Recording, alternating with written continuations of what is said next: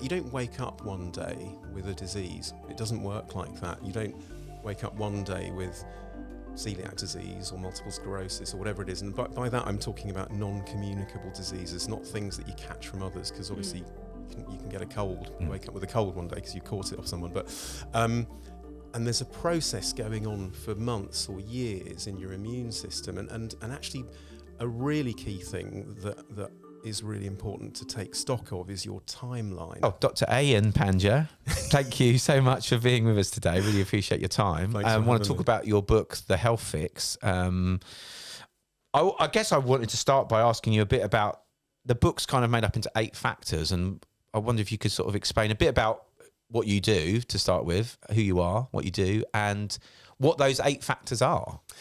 Yeah, great question. Where do you start? Well, I'm a GP still in the NHS, and I've been doctoring now for 25 years come the end of this year, so which has gone in a flash. So that's what I do day to day. And I guess the reason I wrote the book and how I came up with these 8 factors was twofold, really. One was in my clinics over the years, I was seeing that a lot of what we did in the consulting room, we just didn't have a clue about. So in medicine, we're really good at cutting out disease and prescribing drugs, but a lot of it's quite nebulous. And you think, don't know what it is, try this. If it doesn't work, come back and we'll try something else. And I was quite frustrated with that model.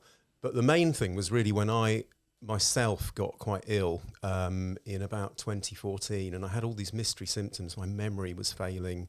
I suddenly couldn't digest my food properly. I was fatigued. I was falling asleep in meetings at work. And my whole sort of system just collapsed. And it took me about 6 months to work out why that was. And it wasn't because I needed any medication particularly. It was just lifestyle factors. Mm-hmm. And that led to me thinking about lots of things. And that's how I came up with these 8 factors. And they are not in any particular order. Diet, exercise.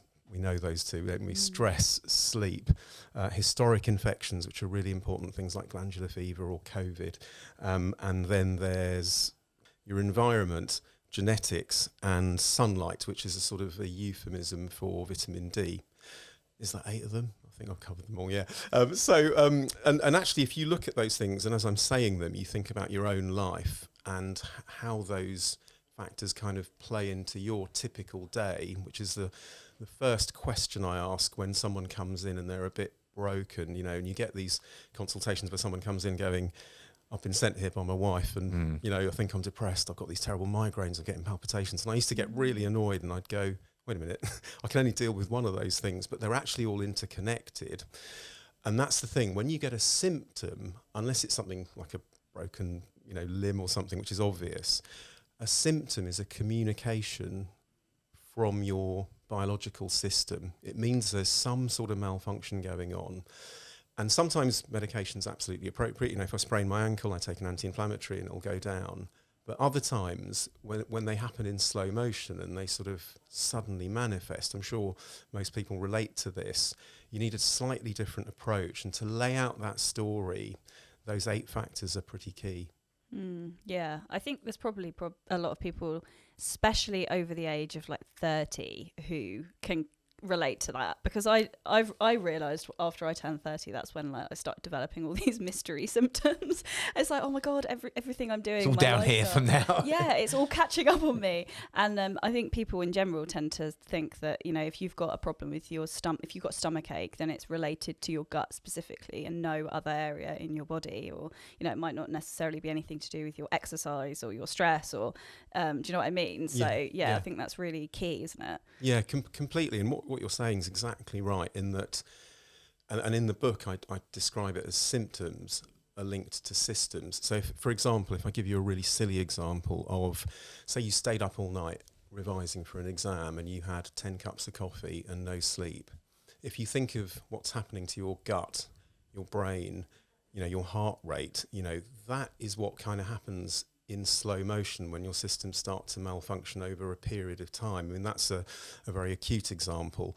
And so you're quite right. If you've got a gut symptom, you've got to think of all of those things. And the starting point is your typical day. What does your day look like? And I often say to people now who come, the guy that comes in with all those symptoms, instead of sort of getting irritated, I go, tell me about your typical day. And then just by them telling me their story, lots of stuff jumps out. And in the book, I've got loads of, real world cases where you'll spot yourself when you read it. You'll think, wait a minute, that sounds like me, because I've been there. I know what it's like. And so I've got kind of lived experience, and I kind of do that in the consulting room. Would you say that your approach is A, more holistic, and B, more preventative rather than reactive? Yeah, I think it's funny, isn't it? There are some words, the word holistic always kind of it sort of triggers some people, and they think, does that mean he sort of like rubs crystals and all that stuff?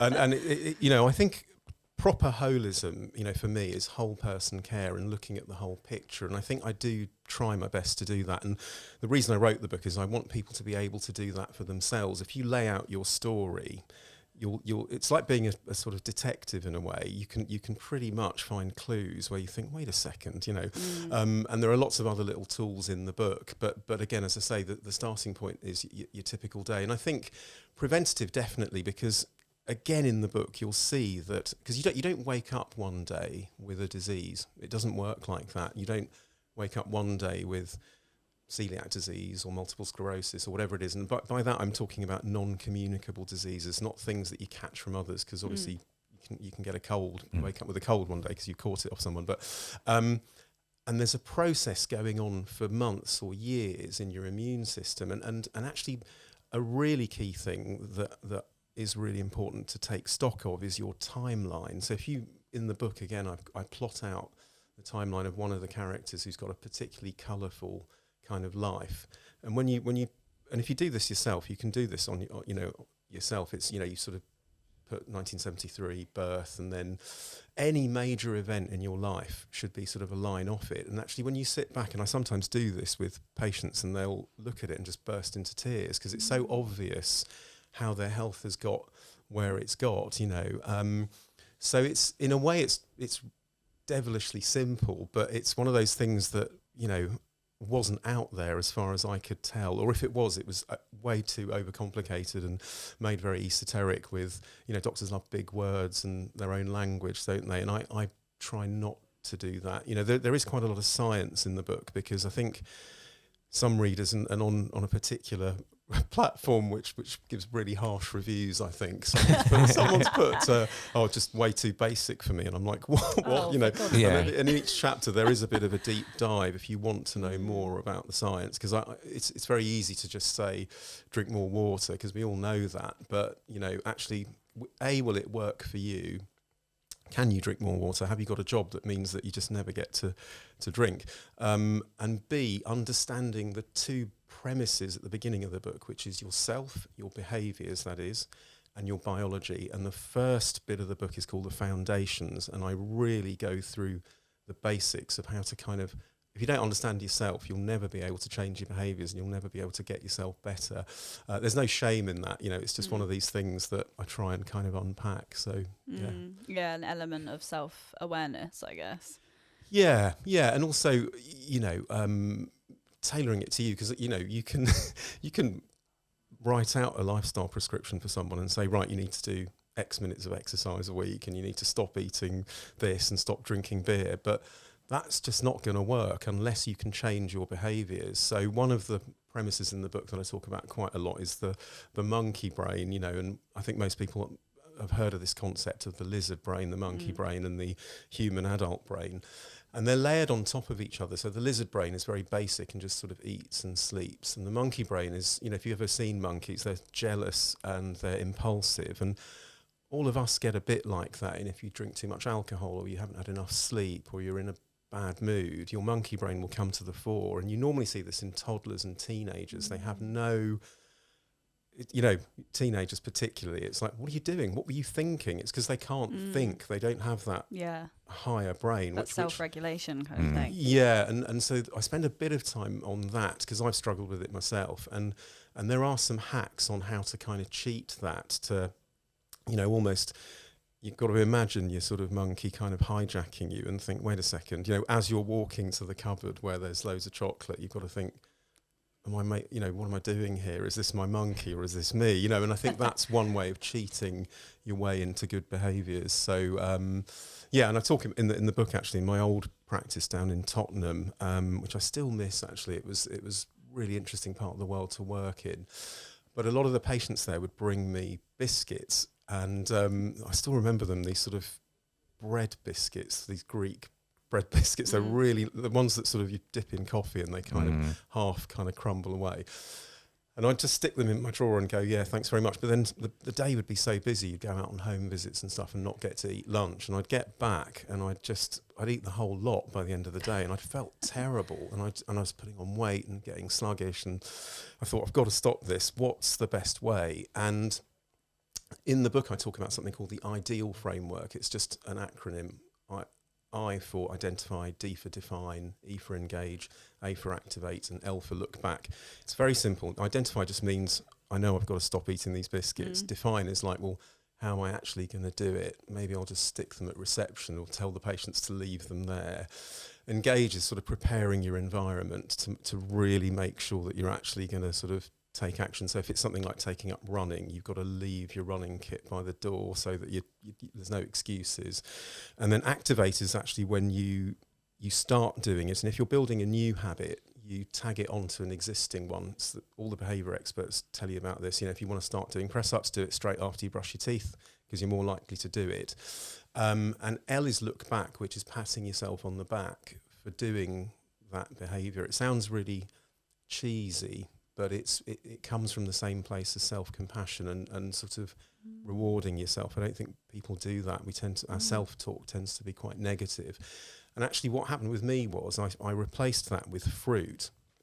And initially what happens is when you change anything, if you get rid of something from your diet, it takes a while. You know, the reason a donut is so satisfying is it brings your blood sugar up really quickly and you get that blissy feeling, a bit like those biscuits. Yeah. And fruit still has sugar in it. It's got a lot of fructose in it, but it doesn't do it at quite the rate. So it wasn't quite as, hitting the spot. But after about a week, I was feeling kind of lighter and brighter, thinking, wait a minute, I've done this. I'm not eating those biscuits. I'm not actually missing them. And so you've got to just commit. And, it's difficult. Some people find it really hard to stick to habits. And I've done it many times where I've made a change and then after a month it's fallen off the wagon and I have to go back to that ideal framework, So yeah, it's kind of like mastering yourself and then understanding the biology that's going on behind it. It sort of blends the two things. I was interested to hear what you were saying about like historical conditions. Like, for example, you said obviously COVID's obviously a more recent thing, but like things like glandular fever and stuff and the effects they have on us long term.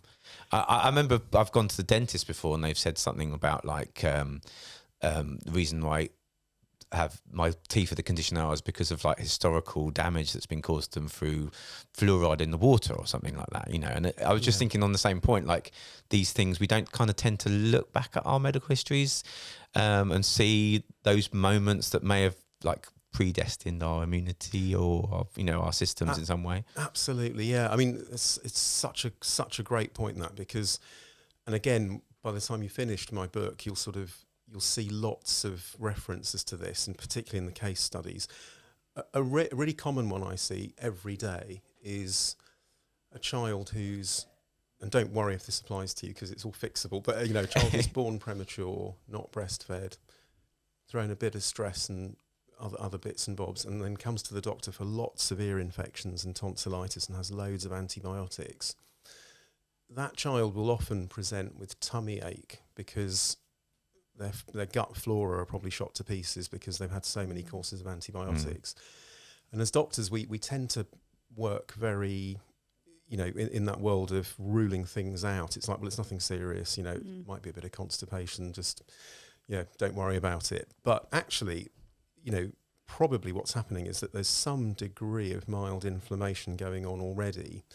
And depending on that child's journey thereon, from that point onwards, when they get to their teens, they often, at secondary school, diets change and they become very beige, not always, but in my experience, I've seen that. And then suddenly you're not getting the nutrients. And then mum and dad bring this child in who's tired all the time, starts feeling faint at school, suddenly they're low on iron, and and you can see that was always going to happen. But if you've got an even more traumatic story, it's even worse. And the link between trauma and ill health, we know, and so that's something that I think doctors have historically thought, well, what am I going to do about that? I can't fix it. You can, and there are lots of clinical approaches. I think firstly, as a practitioner, the patient's got to understand that you really want to help them. If you feel fobbed off and you're not listening, that's not going to help anyone. Because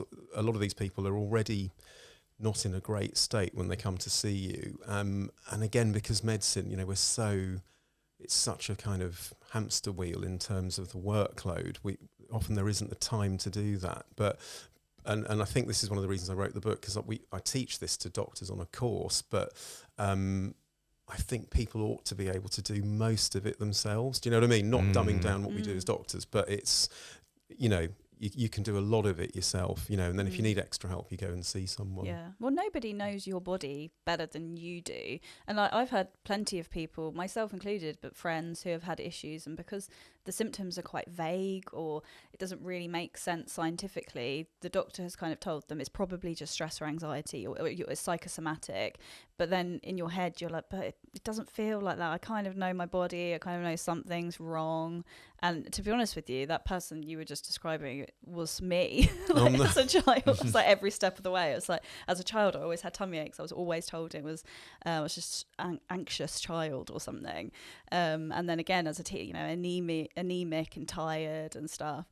And yeah, it was only as an adult and anxious too. And then as an adult, I had like gut tests and blood tests and went down this whole journey of, medical discovery and realised, my microbiome is all over the place and all these other things. And then when you start to adjust your lifestyle, as you say, it fixes all these other things that you thought, I thought was, a physical ailment.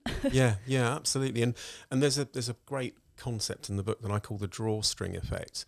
So the drawstring effect is where you don't have to do everything. You just do one thing, and suddenly other things start to magically get better, So if you, for example, if you address your sleep, your digestion will probably improve. Or, for example, if you eat dinner slightly earlier than eating just before bedtime, as one of my patients was doing recently, you'll sleep better. It's all interconnected. And the analogy I use in the book is a house, and if you've got like a leak in your bathroom upstairs and you see a brown stain in your living room, you can either sort of paint over it, but which is not a good idea, but if you leave it, what will happen is that leak will suddenly sort of affect all the other systems in your house, just like we have different biological systems. It will get into your electrics, and suddenly you've got a mold problem or rot, and suddenly the foundations get, and the body's exactly the same. It's exactly the same. And so, it's just getting that concept. I think also,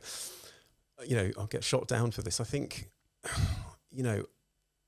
I think a lot of lay people understand this better than doctors do, because we're so sort of into the science and looking at one thing that we kind of forget the big picture sometimes, and we tend to be trained in that pharmaceutical model of this is the symptom, what's the treatment, but there's a whole massive thing in between, where there's a whole process, isn't there? So interesting. So didn't realize you had the same sort of story. So this is why it's so fascinating to me. It's just I've been on a real kick lately trying to unpack all of this stuff and like realizing actually having an awful diet all through childhood has actually impacted my health as an adult, and stuff like that. But I'm interested to know as well why. So you say through the health fix that you can fix this stuff in 8 weeks. That's a very specific number. Yeah. Is there a reason for that? Or? Yeah. What, do you want the honest answer? Yeah, or do you want, so the truth is, most people feel better in 4 or 6 actually, and I normally follow people up after 6 weeks. And actually, if they don't feel better, I'll come on to that as well. But most of them will feel better. And some very kind of some of my medical colleagues get a bit annoyed, going, "Well, how are you measuring that?" And I'm like, because it's not, it's not like, well, where's the outcome measure for that, and what are the sort of, and there are questionnaires that you can use, but the proof is in the pudding. It's like if you've got terrible gut symptoms and they've gone away, then you're feeling better, aren't you? I think I picked 8 weeks because I definitely know by 8 weeks they will absolutely be feeling better, because most get better by 6 and usually by 4. It takes a week or two to get going with stuff, so I allow for that, which is why I do 6 weeks normally. And I think 8 weeks it sort of matches the cover of the book, like there's 8 factors and that kind of infinity sign. So 8 weeks just landed well, really. So, by then, if it hasn't worked by 8 weeks, then there's something else going on, like, right. Some sort of inflammatory process or something else, like Lyme disease, for example, which doesn't get diagnosed, a lot of the time. Something else is happening, because if it's not working, then you need to kind of have a rethink or go and seek help, sort of thing. Yeah. Well, just thinking it's remarkable, actually, the human body, that within even 8 weeks, you could, you could be turning around some quite significant ailments. Yeah, I think so. And it's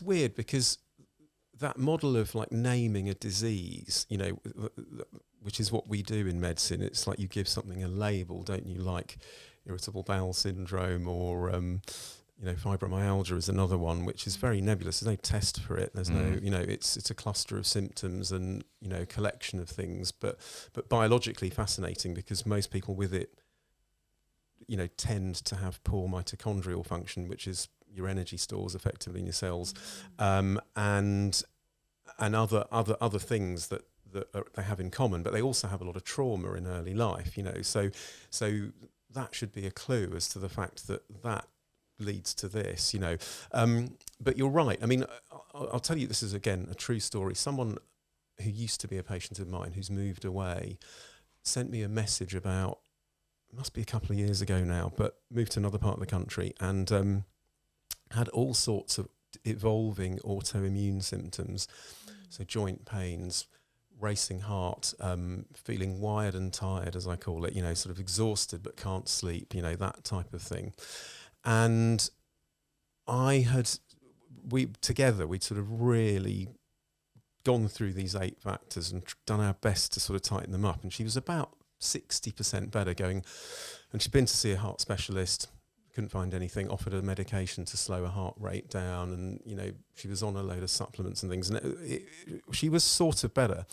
But in this message it said, actually I moved away, and actually I just wanted to say thank you for your help, but now I'm completely better, because actually what I didn't realise was that I was in a toxic relationship, and I sort of asked about her partner, but hadn't really what I call in the book drill down and diary up. If there's something where you think, hang on, I'm not getting anywhere, then you have to get the drill out and kind of like dig a bit deeper. Yeah. And I felt a bit of a fool, thinking, oh my God, it was, I just, as in, I've been wasting her time and mine, like looking at all it wasn't really a waste of time, but it wasn't quite the thing. And I think that thing that you were saying about, earlier on about, I was saying about behaviours and you were saying about self-awareness, those things pop out sometimes when you draw out your timeline, because it may not be because you've got a toxic partner, but some sort of pattern will, and she'd sort of met the love of her life and now everything was fine,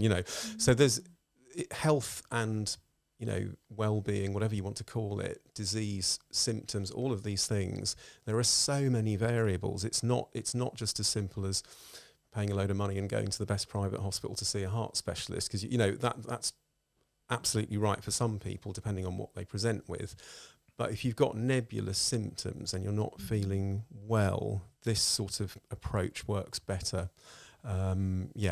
Sorry, I feel like I'm talking a lot. No, it's really the purpose. No, we want to hear from you. I mean, that is fascinating, the idea of past traumas affecting us physically. Because we sort of think about it being from a mental health point of view, and obviously, like when our mental health's affected, it does affect us physically. But to think that like maybe stuff that you haven't addressed from an early life then will kind of manifest itself as a physical ailment or a physical problem is fascinating. Can you talk a bit about that? Yeah, I mean, I'm no expert on that. I see it a lot because of my work, and I recognise it. And there are other internationally acclaimed experts who've written amazing books on this, like The Body Keeps the Score is one, and Gabor Mate's work is really seminal, I think. So I'm a sort of follower, if you like, of those kind of, whatever you want to call them, but they're gurus, really. I'm at the coalface, and I want to be able to use that to my advantage to help the person in front of me. That's the business I'm in. And really the answer as a practitioner is being compassionate and taking them seriously.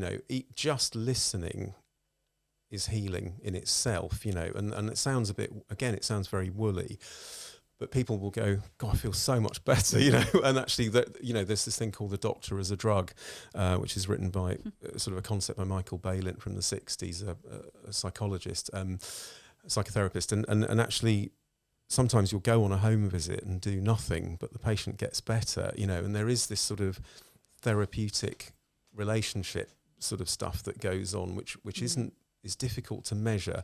But the physical ailments coming from, from grief or from, any kind of trauma, it doesn't, at the moment I'm watching, I don't know whether it's appropriate to mention, but I'm watching that Jimmy Savile dramatisation, and it's really hard watch. But you can see how broken those people are. Like years on, it stayed with them, and that just needs acknowledging. And in a way, I'm not even sure I've got the minerals or the training to deal with it, but I'm aware of it, which means that I'm ready to sort of try and tackle it. And again, that those things lead to maladaptive behaviours. Often that group of people find it really hard to change their behaviours. They have a lot of feelings of guilt and shame and, I'm not good enough, I'm a failure, so they need someone to kind of work with them.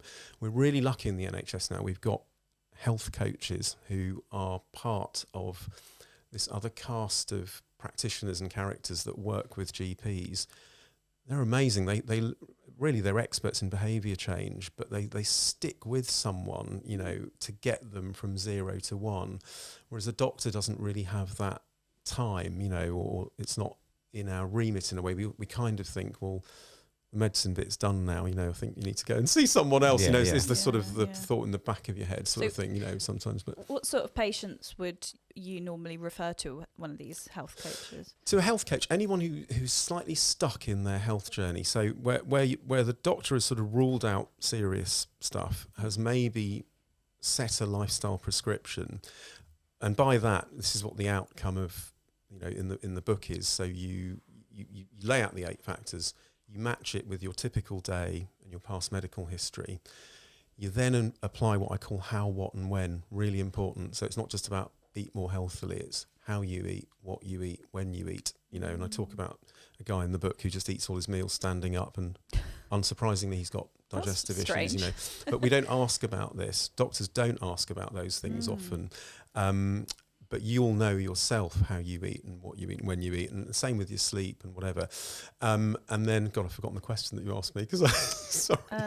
How would someone go about getting a health coach? Just for the listeners who are thinking, maybe I could do with one of them. Is it something that you can ask for, or is it a very specific type of person? Yeah. So firstly, I think a lot of people don't know that health coaches exist, and every practice in the land has access to them, but that doesn't mean every practice has them. So we've invested in them, and it's really for if you need help and support in changing your behaviour. So a health coach isn't necessarily an expert in one thing. So they're not an expert on diet or exercise or necessarily any of those things. But what they are good at is coaching. They're essentially a coach, but with a slant towards your health. So they'll help you get to your goals. It's like, where do you think your health is at? And you might say, look, I've been told by lots of doctors I'm overweight. It's affecting my health. I've got high blood pressure now.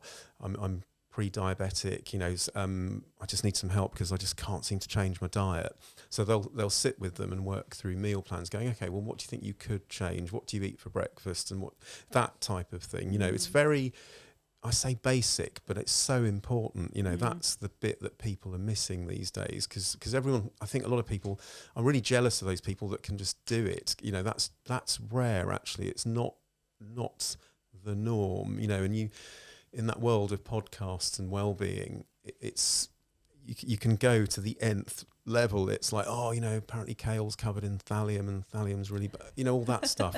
That's not 0 to 1. That is like 9 to 10 stuff that most people don't care about. If you've got enough kale to eat, then you're doing well, these days. So it's so it's not, I always say it's not about kale and extreme yoga. It can be quite disheartening, I think, for people that are like at the other end of the scale. I've seen like influencers and stuff that are like, every morning I wake up and I make my own matcha tea and I do this. And I'm like, God, if I wake up before 10 and like scramble out of bed and try and eat something, that's a good thing. Do you know what I mean? Like, it makes you feel like... Yeah, I know exactly what you mean, and I don't want to malign anyone, because I know a lot of these people and they're good people. They sort of mean really well, but and then maybe it's the world I'm in, because I'm in the real world, but I'm seeing real people day in, day out with, whereas that world of slightly curated world of Instagram or whatever it is, I'm on Instagram, but not enough, I'm told by my mates, but it's I agree. I think it's you've got to just pick what's right for you and start where you start for you, and that's why you've got to start with your own typical day. So if you're on 4 cups of tea with 4 sugars, before 10 o'clock, then you'll if you don't know that's probably not a great thing for you. And then by the end of the book, you think, wait a minute, that might be something that's not... I mean, I always tell this... There are some mystery things that come up as well. I often tell this story, and I'm going to tell you again why the typical day is important. So about 20 years ago, in my first job as a GP, I remember seeing this chap who had really bad headaches. He'd had loads of appointments with the neurologist, had scans, everything was normal. He was on quite hardcore medication for treating migraines, which are normally used for epilepsy. None of it was working.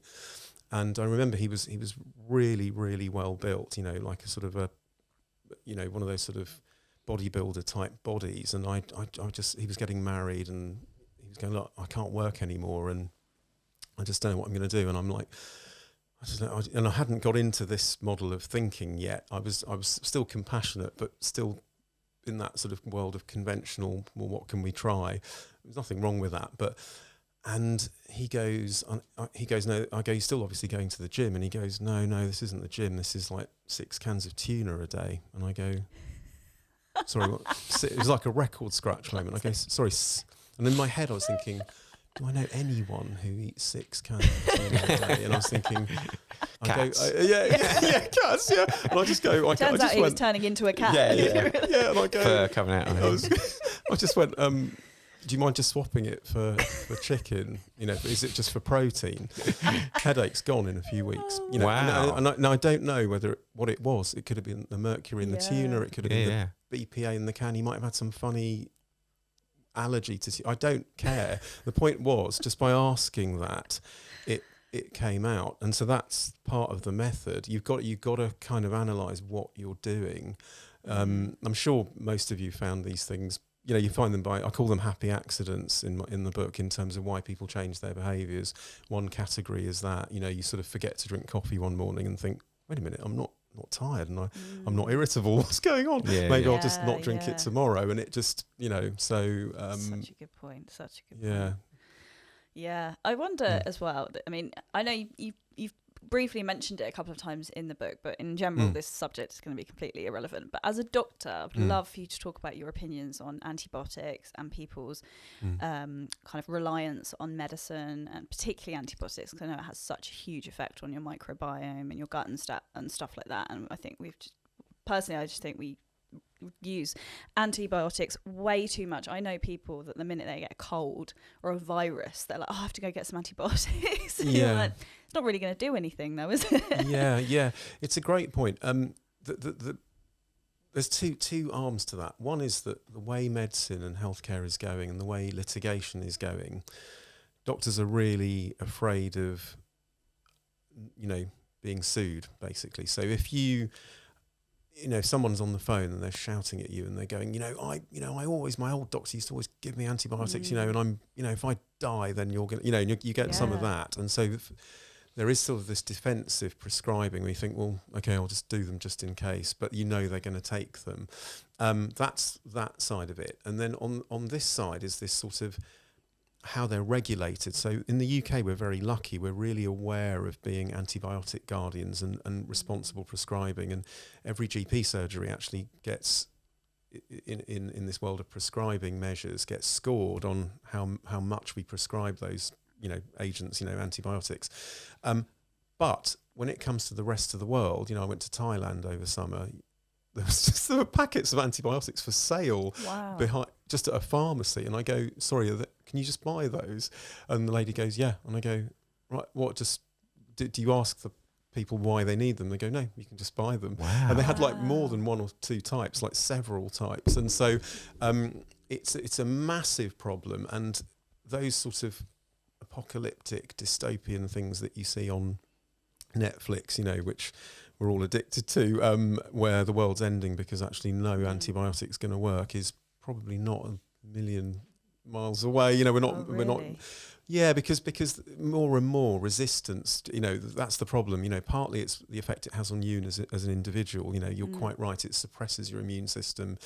It leads to increased intestinal permeability, and it means that the food for your immune system, which is your good gut bugs, are being destroyed every time you have them.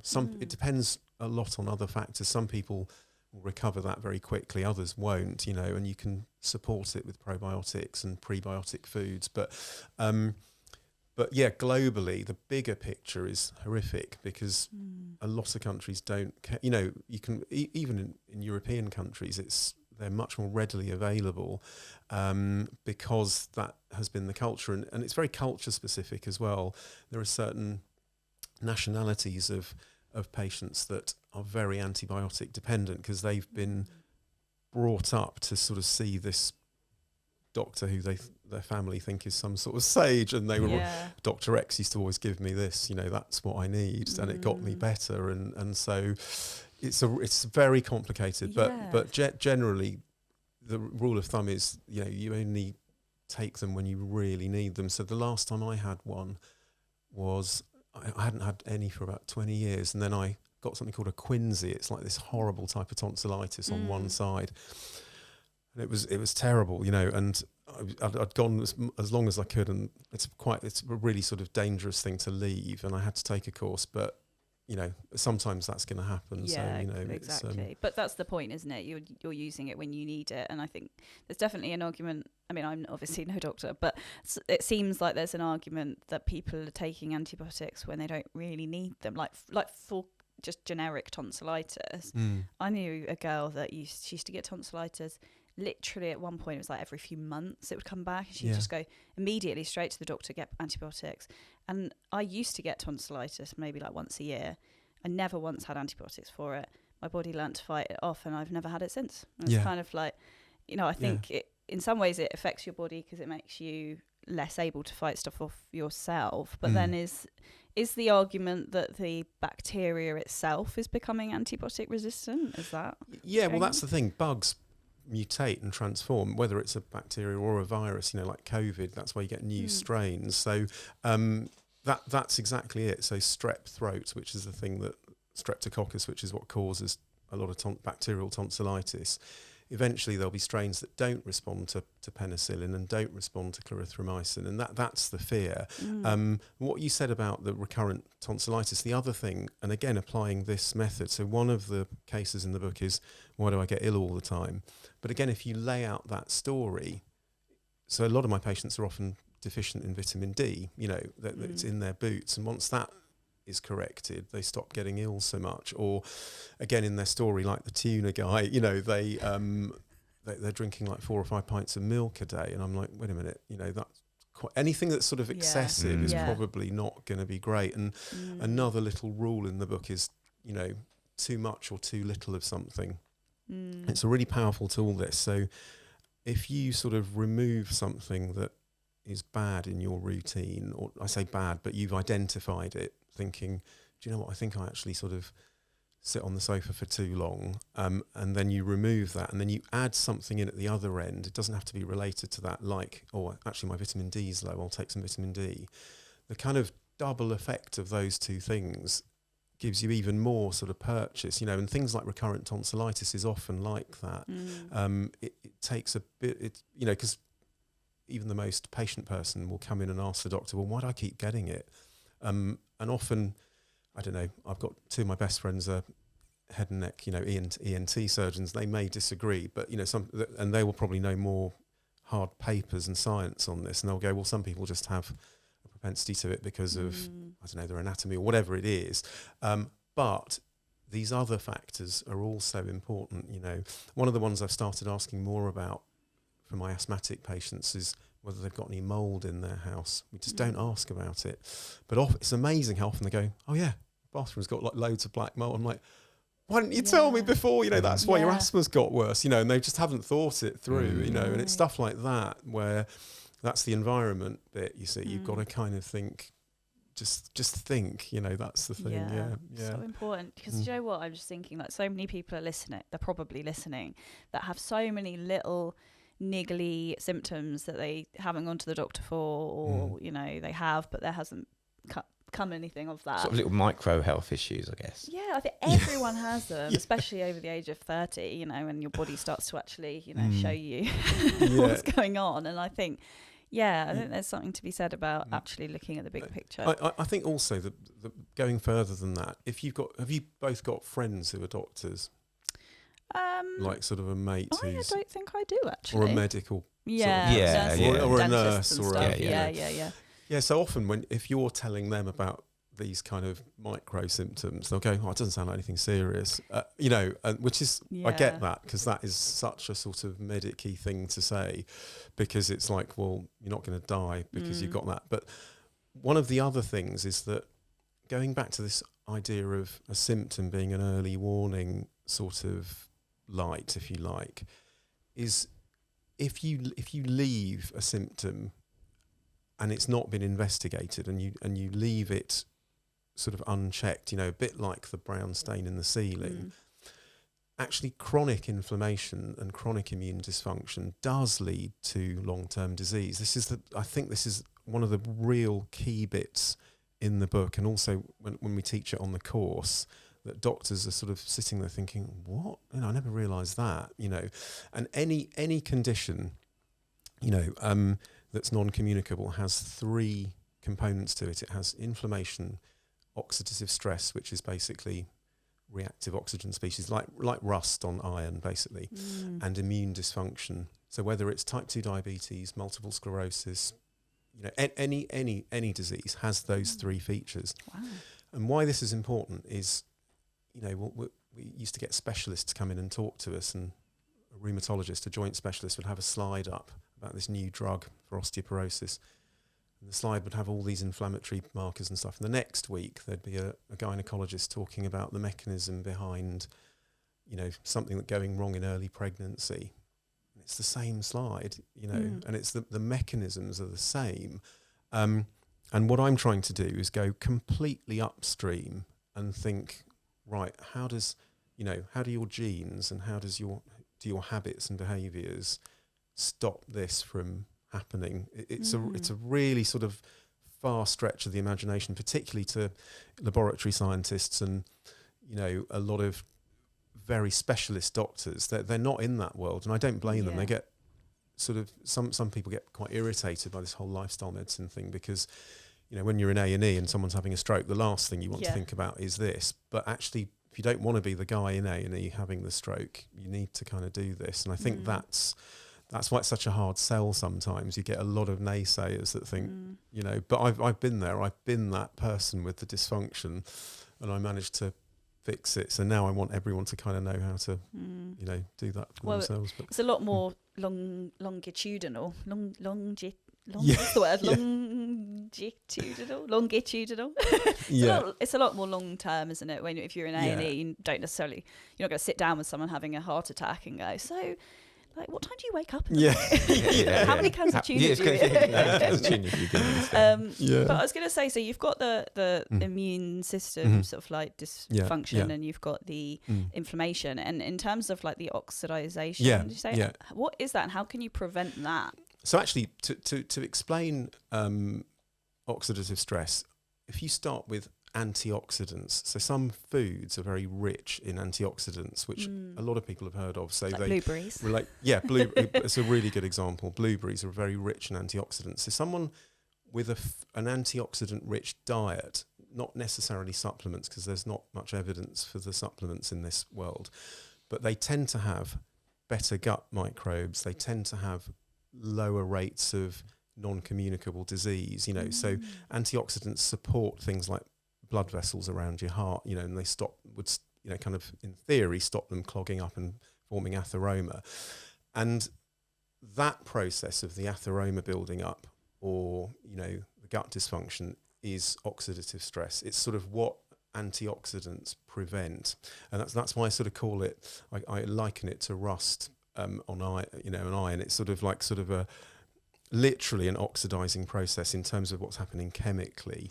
And those kind of reactive oxygen species are really bad news for us. And antioxidants basically essentially mop them up, which is why antioxidants are really important. So, and again, depending on your own habits, for me, how it works for me is the way my work day works is I get my fix of those at about 10 o'clock, which is when I is the first time I eat, but that's just for me because that suits me and my routine. But I have to have a ton of that kind of stuff in my diet. And again, I know I sort of need antioxidants. It sounds so ridiculous because I feel really terrible if I don't have them for a few weeks. If I go on holiday or something, I really get tired and sort of, I think most people do, but they probably wouldn't equate it to that, because we've all had periods like over Christmas or on holiday where you eat shit and then you come home and you're like, my body's craving vegetables or fruit. Do you know what I mean? I need some blueberries and tuna right now. I just, for some reason I'm craving blueberries and tuna. And most people would just think, I've just eaten too much cheese and bread while I've been in, in France or something. But actually, you're as a doctor and therefore more of a scientific mind, you're thinking, I need more antioxidants. I mean, and I don't actively think that because it's now become sort of habit, and that thing about controlling your environment, which is the engage part of my ideal framework, where if there's something like a big bar of chocolate in the house, it's going to be gone. And so, but if all there is blueberries, it's like, okay, I'll just eat them. It's sort of, and so you have to kind of manipulate your own, and you've got to know your future, trust, how much you can trust your future self, and it's the same with any habits, isn't it? If you're planning on a month of not drinking alcohol, you've just got to not have any in the house because it's just, so controlling that monkey brain, isn't it? I started doing that with whenever I paint, because in my day job I'm an artist, and then I sit and then like next to the easel I have to put no, I wish. Next to the easel I have to have either a punnet of grapes or blueberry, like something picky, because I'm not going to sit and eat a meal while I'm painting. It's just not practical. But otherwise I'll literally go out of my way to go to the shop to get chocolate, because I haven't got anything. I need to go get chocolate. Very decadent eating grapes while you're painting. Yeah, I'm like a Grecian. Like a Renaissance painter. Gets me in the mood, But it's like I'm a bad habit keeper, to be fair. But I guess that's a lot about what your book is about. It's about behavioural change, isn't it? It is, and it's it's marrying your behaviours to what you kind of know you might need to do, but then tailoring it to yourself using those tools. It's called the health loop, that 8 factors. It's a loop of factors which you lay out, you kind of apply how, what and when, and that spits out a lifestyle prescription which is completely tailored to you, because there's no one else that it's one of these weird things. It's a generic thing that you plug your habits and your data into, and it spits out something just for you. It spits out something bespoke, which is really odd. And that lifestyle prescription is your sort of template for what you need to do, and then you sort of reassess it in 6 weeks. The great thing is you can just repeat it as often as you want, and you should, in theory, feel better and better and better if you want to. But it's the kind of keys are behaviour change, really. And I think we've all done this. I in the beginning of the book, I talk about real life reasons why people change their behaviours, because all that expert stuff and theory for me doesn't really land, and I do worry that people glaze over when you sort of start talking about theories, but real world reasons for changing behaviours. Happy accidents we've talked about already. One's called under orders, which is where you're on a flight and you can't smoke, and even if you're a smoker you wouldn't really think of having a fag because someone else has basically put a restriction on you. The other one is what I call the unthinkable, when some sort of tragedy happens, you know, like your best mate, you know, dies of a heart attack, and you think, right, that's it, I'm changing my behaviours from today. No one wants that one, obviously. The other one I call community spirit, which is where you do things in groups. Something magical happens sometimes in groups that you doesn't happen on your own. So park runs are a really good example of that. Weight Watchers, you know, those sort of things where actually you're doing it for the group, and so there's accountability as well, isn't there? I think you've got someone checking on you, maybe like you can check in with someone as well, can't you? Yeah, it's that peer support, isn't there? And then the other one I call friendly jealousy, which is what made me think of this, is where you sort of see someone you haven't seen in years, or like an old schoolmate, and you think, oh my God, you look amazing.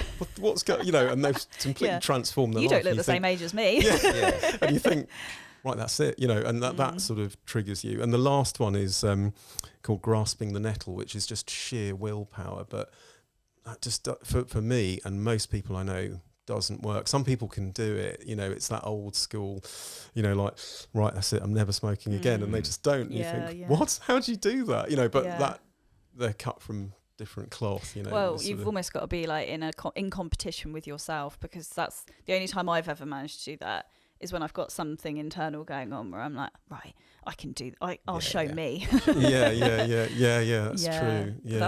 So there's different motivations, and I guess everyone's different. And I think, to be honest, this is why your book is so important, because everyone is so different. And I keep thinking, like, over and over again throughout this conversation, I've been thinking, like, whenever you get a symptom, you go and Google it, which everyone does, whether they like to admit it or not. We all Google it. Google. Of course, And it's like, oh my God, I've got cholera, even though you live in the UK and you definitely don't have cholera. But it generalises based on the science and the facts, but it doesn't take into account your lifestyle and your age and your, you know, your friend, like, you know, like loneliness, I imagine, is a huge one. Oh yeah, huge. And there's, again, one of the cases in the book really highlights that. And you can, I mean, it sounds so extreme, but you can die of loneliness. Absolutely, you know. And one of the things at the moment, there's a series on Blue Zones on Netflix, and you know, Dan Buettner's work's amazing, and it's been, you know, he's been doing it for 20-30 years. But and I remember when I first heard of this, maybe just over 20 years ago, I bought lots of books on it, like on there's a book on the Okinawa diet. And back then I used to think, oh yeah, what is it in their diet? You know, is it the purple broccoli, or they've got quite a lot of pork in there? That's interesting. And is it the alcohol? No, it's actually the one thing that there are lots of commonalities, but they have amazing proper communities, and that's one of the things that sadly in the modern world is missing. There are lots of, I don't know, I do mission a bit about this, and maybe I'm looking for something that doesn't exist, because it probably didn't really exist even when I was growing up. But certainly my parents had really tight friends. They were sort of spread across the land, as you know, they weren't sort of local to us necessarily. But that is something that, you know, just that.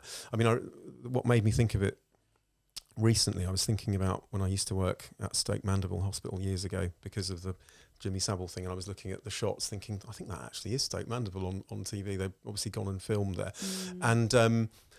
And there was an old lady on the ward who, I can't remember why she was admitted, but every day during visiting hours, 3 of her best friends would come and visit her. They were almost like, they looked like sisters. They were so sort of similar. And, you know, she just got better very quickly, and nothing went wrong with her discharge. And she, you know, because she had that sort of support. Whereas a lot of other people, you know, they I'm not saying that people do this, but, you know, they'd feign symptoms so that they didn't get discharged, because actually when they left hospital, they'd be back in this world of solitude. And, you know, I mean, it's sort of, so I think those things are so important. And I don't know what we can do. We now have social prescribers as well. So our social prescriber in our practice is amazing and does a lot of case finding, you know, and holds a lot of people and supports them. But I don't know what the answer is, because a lot of people don't like groups. I don't know whether I would like to, when people go, oh, come along, there's a meeting at this place. I'll be like, do I really want to? But you've got to make the effort. Yeah, it's sort of, you've got to have something in common, haven't you?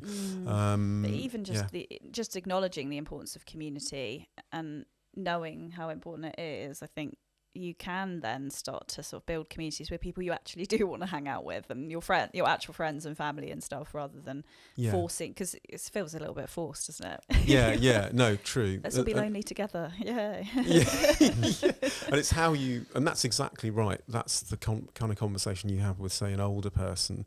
And, most localities, whether it's in Sussex or Hertfordshire or wherever, they have these lunch clubs and things like that. But it takes, it's like going to a new school. If you put yourself in that person's shoes, they might be widowed or whatever, and they're in the latter part of their life, suddenly having to kind of make new friends, and it's difficult, isn't it? So there's no easy answer to that one, but it's not a good idea for another book, though. Well, not me, maybe. Not an expert in that. But. It's the social aspect of it. I mean, if you look at animals, like pack animals, especially if anyone's ever had 2 dogs and one of them suddenly passed away, you see the physical deterioration in the remaining animal is crazy, isn't it?